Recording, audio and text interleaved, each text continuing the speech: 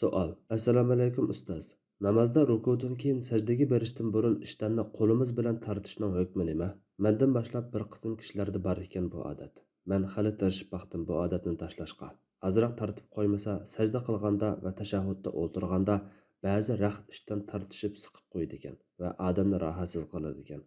Aniq javobini bersa bo'pti ekan. Alloh sizdan rozi bo'lsin. Javob. Va alaykum assalom va rahmatullohi va barakatuhu. Namozda o'rinsiz ish harakatlarni ko'p qilish cheklanadi. Ammo ishtanni tartib sajdaga berish qatorliq ishlar aromida sajda qilish uchun zarur ham oz ish harakat bo'lg'achqa namozga ta'sir yetkazmaydi. Zarur ham oz ish harakatning namozni buzmaydiganligining dalili shuki, Rasululloh sallallohu alayhi vasallam jamoatga 3-5 taqliq munbarda turib imom bo'lib namoz o'qiganda, ruku sajda qildiganda orqaga dojib munbardan tushib ruku sajda qilgan. Ruku sajdadan keyin yana munbarga chiqib qiyomda turgan.